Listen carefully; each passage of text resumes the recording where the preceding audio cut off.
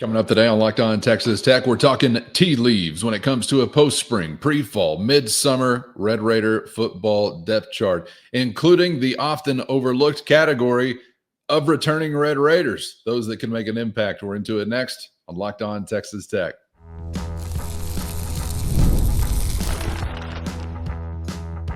You are Locked On Texas Tech, your daily podcast on the Texas Tech Red Raiders. Part of the Locked On Podcast Network, your team every day. Great to be with you again on Locked On Texas Tech on the Locked On Podcast Network, your team every day, always free and available on YouTube or anywhere you get podcasts. And thanks as always for making us your first listen. Today's episode brought to you by Gametime. Download the Gametime app, create an account, and use our code LOCKEDONCollege for $20 off your first purchase. With the only Chris Level, I'm Casey Cowan. Chris, great to be back with you once again. We were hoops heavy on our most recent episode. We're making a hard left back to the not round-shaped ball, the oblong ball-ish. It's football program kind of conversating day to day on Locked On Texas Tech. And I want to get into, it's not quite a list that fits the bill of list season, but it's a list of sorts. It's sort of a feel for a post-spring, pre-fall, middle of the summer, look at a depth chart. Now, whether or not somebody's actually writing this down or there are diagrams being drawn up or it's just like a feeling between the years, I guess that's up to every Red Raider. But as we left the spring, Chris, I want to get into a couple of things standing out to you as we get ready for what it might look like when you begin fall camp. And I want to also get into maybe how close or how far away that picture actually is from what we anticipate seeing when the fall rolls around, because obviously you did have some absences and some injury impact to what it looked like in the spring. And before we're done, I also want to talk about maybe a group that hasn't been discussed quite often enough this offseason, returning Red Raiders. You know, those who weren't traveling through the transfer portal to arrive in 2025. And there are some of those I think there's plenty of reason to be excited about also as we head into this season. But in general, Chris, where do you kind of stand as far as having a feel here or there, and you can take it by individual or position, for maybe some things that are settled or close to it, or obviously the things very much still left unsettled? Yeah, Cowan, I think there's been some stuff out in the ether in recent days and last week about depth charts and things like that. A lot of chatter about it on RedRaidersports.com and people trying to put depth charts together and talking about different positions. The one main thing, I think if I would have told you this before the spring, that we would be talking about in mid-June, that any depth chart that we were looking at that didn't have, let's say, for example, Vinny Scurry as a starter, I think probably would have given you pause. And maybe for all kinds of reasons, like, okay. Or, and I guess you could have taken that, a variety of different ways.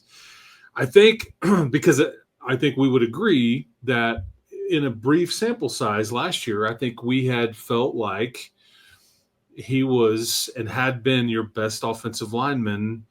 Again, very, very brief, but in practices and kind of the chatter amongst the coaches and what they had said, all that. And then to fast forward, obviously he missed most of last season.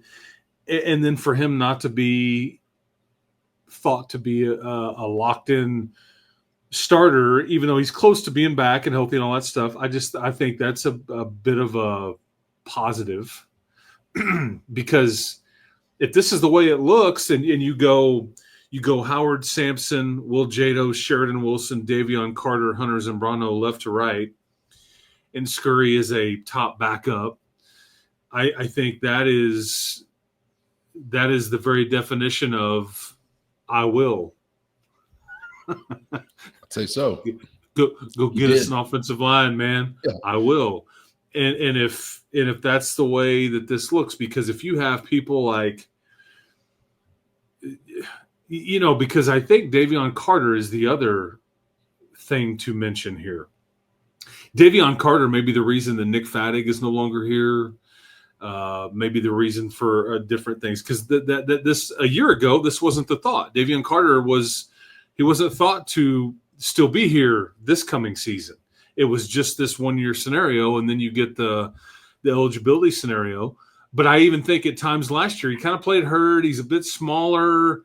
Do we want him back? What's the deal? And I think that he's really been a breath of fresh air since January, and he has pretty much held on to that spot at right guard and hasn't given it up, even though I think a variety of people have rotated in and practiced with and really, but I think these are, as far as that offensive line goes, these are the two, for different reasons, names that I would talk about that kind of stick out the most. Because I guess with Scurry, the other name is really Zambrano.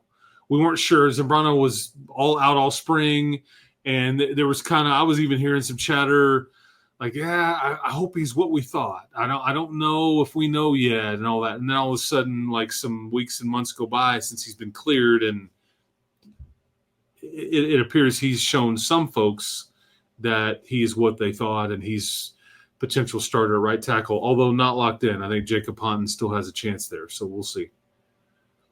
Yeah, in that group, it's just really hard to invest in anything being written even near stone. I mean, that so many things will impact that group throughout the year, not to mention just in general fall camp activity and the kind of ebb and flow as far as some of that competition goes. And I mean, correct me if I'm wrong, but Davion Carter, he stands out to me in one part because I think we had some communicado between family members and the YouTube comment section and things like that last fall camp, because he was sort of not being mentioned among a starting group of 5 all that much. And there was some thought out there among Davion Carter's supporters. He didn't come to Lubbock to be a rotational or depth piece. And so as time went on, then all of a sudden he did emerge, and then he emerged as one of your most reliable and sometimes your highest grading, I think, week to week throughout the year. So, I mean, who knows what will emerge that maybe he's not even all that discussed as an option or something along. I mean, go back to, think about Sheridan Wilson conversation during a fall camp experience. There's just, with this group particularly, I feel like a lot of things are always having to just kind of be written with a pencil. I think there's so much there to react to on what you just said. I loved because there's as far as a Sharpie, the closest thing you can do there is Howard Sampson, left tackle. Like I'm telling you right now, if you want to go get a permanent marker, you're probably going to be in good shape. The next closest one is Sheridan Wilson. There's some interchangeable parts here and there, but like Howard Sampson is this close to permanent marker that you could use in filling out a depth chart. With Davion Carter, I think a few things have happened. I think we've mentioned this saying before: rising tides raises all boats, right? I think that Davion Carter is unique in that he's not a measurables guy. He's smaller for a typical power 4 offensive lineman. That is a fact. I think, but what also people would tell you is he's a really good football player. Like, he's very technical. He does things right. He squeezes everything out of his ability when healthy. And I think a couple of things have happened here. He got a new lease on life because this thing that none of us saw coming, this extra junior college eligibility year, he kind of was in the right sweet spot, and not everybody's been able to take advantage of that, but the right sweet spot, he was able to, waiver it, and I think get cleared. And I think you're out of the woods there. I think they've already kind of determined, and yeah, man, you're good to go. Have at it. So it's a new lease on life. But then I think here's the main thing. I think he's surrounded by better players right now in total. I think I think all of them, like the Jadoses, the Zambranos, the Scurrys being back, the Sampsons, a year older with Sheridan, just the totality of all of that, I think has caused a lot of these guys around here to elevate and to be better than they were. And that's the way it's supposed to work. But I don't know if I would have told you that Davion Carter, if we knew a year ago that he was going to be eligible this year and we watched what we saw, I would have thought that he would have been somebody you're trying to recruit over him, like you're trying to replace him. Like, hey, man, be a great backup. And I even thought, hey, man, if he stays, great. It's a depth piece. I think I even said that. Shame on me. At least to this point, he has eclipsed that, and he's really been solidly involved in this starting group ever since. So there's plenty of things to pull from this offensive line conversation. Scurry not being in the top group at this point, Zambrano being a part of that top group is something, and then Davion Carter being really kind of, in that deal at right guard. And I was Jados, was he going to play right tackle, or because what you see now is left guard? I think Zambrano can do some different things. So as Cowan mentions about pencil and position flex and versatility, but those are kind of my takeaways. Because let's be honest, as much as we've talked about the defensive line. First, today's episode brought to you by Gametime. Whether it's sports, music, comedy, or beyond, we all love going to live events. And now Gametime has made it even easier to get tickets for your favorite events with their new feature, Gametime Picks. This feature trims all the fat to show you only incredible deals on great seats, so you don't have to waste time searching through thousands of tickets. You'll always find can't beat deals. Plus, the app's all-in pricing shows the total cost up front with no surprise fees at checkout. Take the guesswork out of buying tickets with Gametime. Download the Gametime app today, create an account, and use our code LOCKEDONCollege for $20 off your first purchase. Terms do apply. Again, create an account and redeem our code LOCKEDONCollege for $20 off. Download Gametime today. What time is it? Gametime. This was the sore spot. This was the position that termed the phrase "I will," and it became a movement. But this was the position, and a lot different right now than it did look. Because Cash Cleveland back up, potentially Scurry back up, Jacob Ponton, the up and comer, the bright shining star back up. I mean, this is That's why when you hear him talking about 8 or 9 deep, we have legit competition. I think this is what it's supposed to look like. Man, a sore spot for about a decade plus. It's hard to think about the last time you really felt great about your group. And I guess I go back maybe to some of those groups in front of DeAndre Washington. And, Lord, that's been a decade itself, or a decade plus itself, I think, close to it, if not. But you go back to some of the latter stages of the Leach era. I remember some of those really being obviously above average in special groups, but it's been very hit or miss, and mostly miss with that group up front for a long, long time, Chris. And obviously that's where football is won or lost. So, I mean, the itch that is scratched, just hearing you talk about chiseling into stone your left tackle as we sit here mid-June, and not just because you know who it is, but also because we feel like this guy's going to be really good. I just can't explain to you. It's tickling me right where I need tickled, consensually, of course. Yeah, you know, LaRaven Clark, Ladrian Waddle, like in recent years, Jack Anderson was an NFL guy. I wouldn't have thought that at the time that he left. He spent some time in the NFL with the Giants, the Eagles, and I think was most recently with the Cowboys and was released. I saw him at the spring game, and he was still a member of the Cowboys at the time. But you just haven't had those names that have rolled through here when we kind of got used to it. You kind of got used to always having a dude like or somebody that was like, man, he's got pro potential. And I think you clearly have that in Howard Sampson right now. I think that the Zambranos was a late round draft grade last year.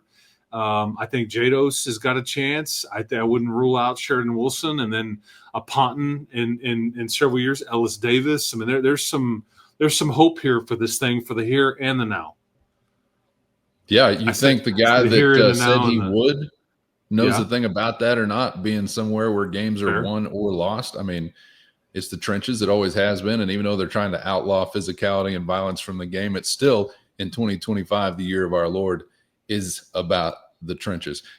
Chris, we can include the defensive line in this part of the conversation or not, but I'm wondering kind of, whether it's the O-line or say a group of wide receivers or running backs or anywhere you want to take it, where do you feel like we're getting kind of a close picture as to what it would or should look like in the fall? And then where are we still kind of way off from having the entire cast of characters available? Because the injury storyline was a part of several different spots for Texas Tech during spring camp. So I kind of wonder, as we're considering some of these guys being penciled in here or there's got to be some groups that kind of run the gamut, right? Of, okay, this is a pretty true picture versus this one's still very, very muddled. I think because of what you did in the portal and what you were able to add age-wise, this is probably one of the easier depth charts to put together with the least amount of questions. Again, this is what you bought. This is what you went to go acquired. Is like, we have lots of questions. Let's answer a bunch of these out there in the portal, and you did. So this is. I hope that makes sense. Yeah. Whereas some years you go, man, this, like, who knows? So from that standpoint, this is probably one of the depth charts that we've seen in recent years with the least amount of questions. However, I think receiver, it's like the depth at receiver is still interesting. I think the depth at corner is still interesting right now, which this doesn't surprise me, but Mo Horn has been able to hold on to his starting spot. Bryce Pollock, I think, is the other, which, again, some will tell you that he's got the most upside of any NFL prospect on the entire roster, is what some scouts that rolled through have had mentioned, which, think about that statement right there when you talk about the talent you've acquired. That was maybe before you had added David Bailey, but still, it still holds true. But I look at like the DB thing. Amir Boyd, Dante Balfour, Terrion Grant. I mean, those were very solid additions, and I think any of them could and will potentially start the season, whether it's injury or poor performance or whatever. And I think that gives somebody like Darcel a hell of a button to push, because nobody can ever let up. Nobody should ever feel safe on I got this thing locked up, so I would keep the Sharpie or the permanent marker in your pocket. I also worth noting, to your point about a clear picture, Quentin Joyner, as we kind of thought starting running back. I would agree there, but again, that so for the most part, and then when you start looking at a depth chart too, I always caution people. Like, you may get caught up in the first team defense, like we just did at corner, or who's the second team or even third team. Folks, they play like 25 people on a Saturday afternoon on defense. So don't get caught up in who's first string or second string. They both are, both first and second string are playing a ton of snaps. So it is a pretty clear picture. But I do think, last thing I'll say, I do think there's a few motivational saying hello scenarios going on here in some instances, with just trying to motivate kids and trying to get the best out of kids. And then there's some injury scenarios here that this would be why it looks how it looks for the right now.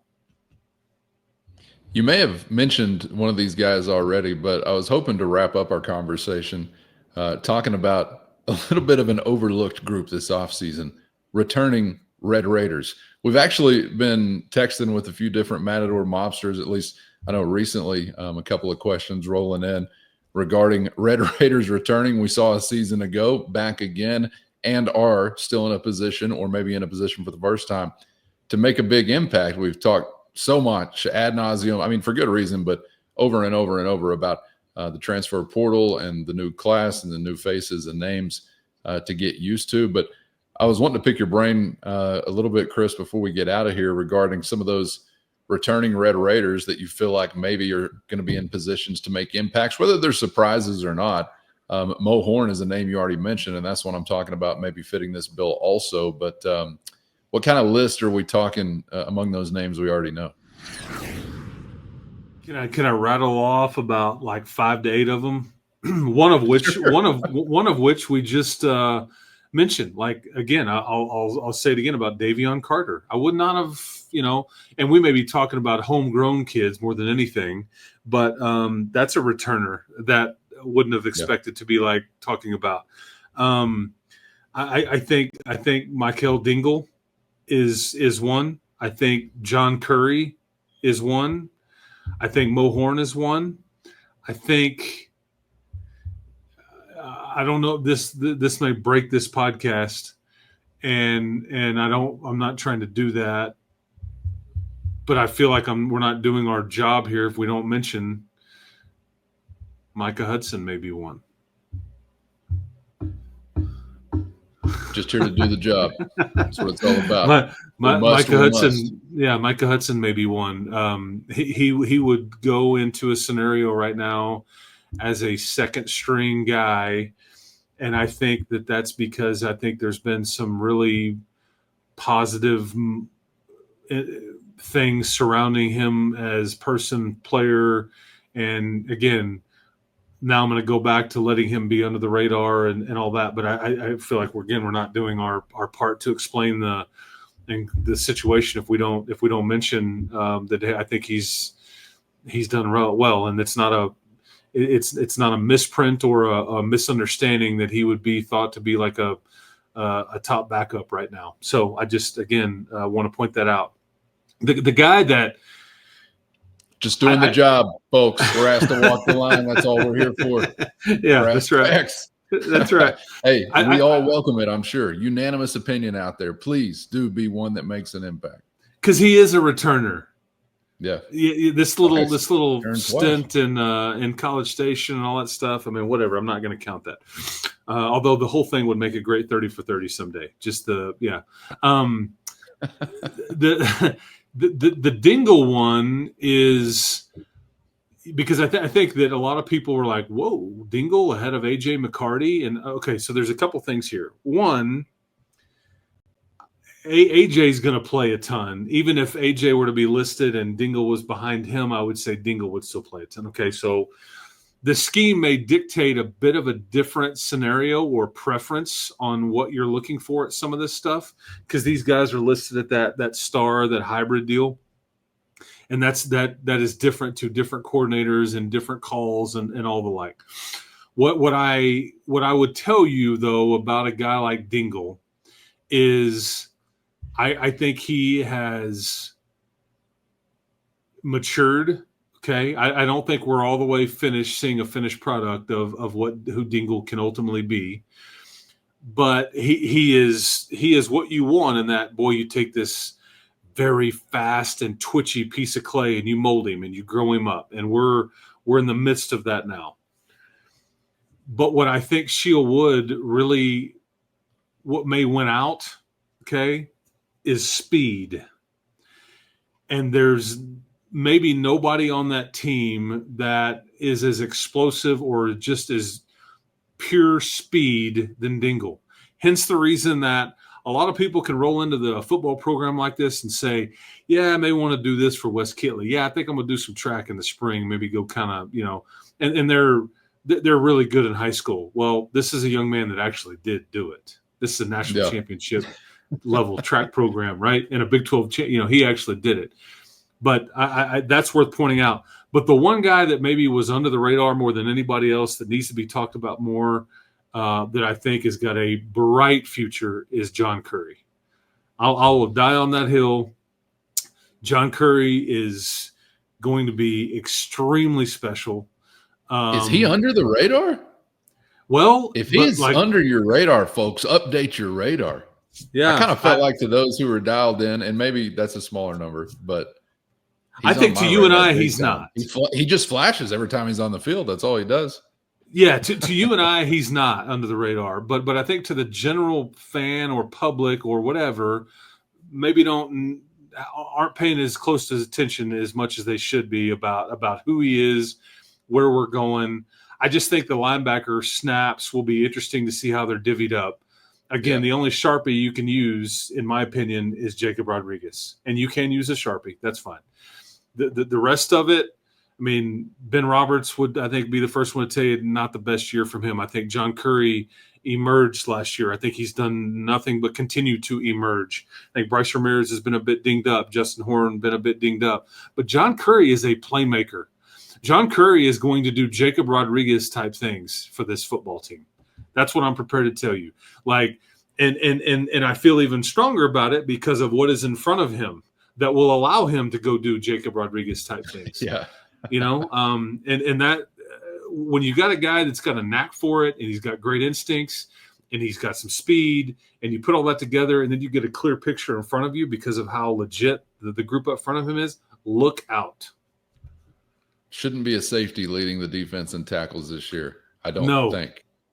Or we've all failed, including you and I. And, man, this is a long time Mike Dingle fan podcast, that Dingle Tingle. I want to see it full time. We've only been getting some part-time kind of taste last couple of years. I know on occasion we've had some response from the audience like, wow, you're really going overboard on Dingle. You're too quick to all the Dingle praise. And that's mostly my fault, Chris, but I'm ready for this guy to break through. He's one of my favorite Red Raiders because no matter where he's going, he gets there very, very fast and often with violent intentions. So you can at least appreciate that about him. But if he's able to connect some dots and really put it together, look out. But I would love to hear some continued progress for him through fall camp. When he first got here, we've told these stories before. When he first got here, it's one of my favorite analogies I've ever heard because he would get there with violent intentions, right? But maybe sometimes he would go the wrong way and he would go there violently.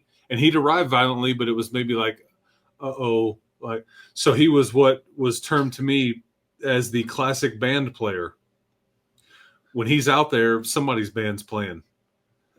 Right. We need the going band to be the ones tuning it up. Yes. And like I've never, in all the years I've been doing this, I've never seen a freshman play. And like literally the sideline, when he first ran out there in his first year here, it was so fascinating to stand right there because I'm around 12 to 15 teammates, okay, like just in close proximity. And the first snap he ran out there, they were glued to what he was about to do for the same reason, like something's going to happen. And he sprinted in there and dove on that pile, and you heard all this chatter. And it was just hilarious to me. But I think, again, his speed is extremely real. And I don't know if the scheme change is been good for him or if it's set him back a little bit. My suspicion is it's probably helped him since he's emerged a bit. But if this is a scheme that lets him run around and use that speed and whatnot and not just be a blitzer or whatever, I mean, yeah, he this is somebody that could make some serious noise here because he can just flat run. Chris, just a couple of minutes before we get out of here, but I got to ask you about our law firm that's just been scattered to the wind. They've tried to take her out. Our favorites on the defensive side of the football, the law firm of Sanford, Lewis, and Jordan. Sanford, I think he's out the door. Chapman Lewis in for, I think, a red shirt, maybe a few games later on down the road. Not a kind finish or off season for him. Brendan Jordan still the guy that's hanging around, ready to roll as we hit the fall. I mean, I was liking some parts of what we saw from multiple of those guys. Would have loved to have seen them at full tilt or green light status to roll in, but it's kind of Brendan Jordan among that trio standing alone. Do I have that right? Yeah, it just goes to show you things change quickly. I mean, obviously, Jordan Sanford is no longer a part of this program anymore, hit the portal. Chapman Lewis has been a bit dinged up, although he's very much a part of this program and its future and all that. But yeah, Brendan Jordan, his emergence in the spring, and I think that their belief into like Malika Skara, Peyton Morgan specifically, Oliver Miles, but mainly Brendan Jordan, kept them from adding another safety in the portal. I think they knew about the severity of his issue. He's going to redshirt, going to be able to play in 4 games. We had talked about this. You and I had a bunch as we were talking about the spring portal window and what you still were looking for. We tried to lay this situation out repeatedly. But I think that as the spring rolled along, I think Jordan was solid. I think they felt like he could do it. I think he had a really good bowl game against Arkansas. I think they like those young pieces. And I think the combination of that, maybe some of the position flex of some of these extra corners that in a pinch can be cross-trained or have been cross-trained, the younger players that you've added here, and then the fact that you could get Chapman back for a portion, I think they were like, yeah, I think we're good. We don't need to go bring in another piece from outside the program to try to fill this void. But make no mistake. I mean, Chapman not being out there, he kind of had quickly for a young player turned into old reliable. Yes, I mean, it was just he was the most steady Eddie of those guys. Surest tackler. He was not involved in a lot of the busted coverages that you had, going on. Some of that was linebackers and just, some of the other things going on, but that wasn't. I mean, Chapman was just about as solid as you're going to get. And for a young player to be like old reliable is one of the best compliments you could give him, because it's like he just showed up and he was durable, and I just hated that. That happened in the bowl game, because it's going to affect him this season and everything, and then whatnot. But yeah, so that's I think our law firm is not what it once was, but yeah, but we lost one partner, but I think the two partners that you got for different reasons, there's still tons of upside there. So we bought one third of the firm out. Well, Texas Tech obviously wants to remain in the Chapman Lewis business and vice versa. So just hoping he can kind of endure this process, and I'm sure all the frustrations that are going to come with it. But red shirt in the future, which does mean we could have a handful of ball games. We see him on the field as we get down the road. So we'll see what the season holds on that front. But kind of fun to just think about a little bit of a surface level taste of what a depth chart could look like as we roll into fall camp, and all things, of course, under that big old asterisk saying subject to change. Chris, appreciate your time as always, man. Enjoyed it, and we'll see you for the next one. Looking forward to it. Man, these are the kinds of conversations, boy, that this should make you feel like hope really is alive. I mean, live it, breathe it, spit fire with it, whatever you want to do with it. But hope is alive. Have a great week, and we'll talk to everybody tomorrow. But love me some depth chart talk in June, especially when it looks this good.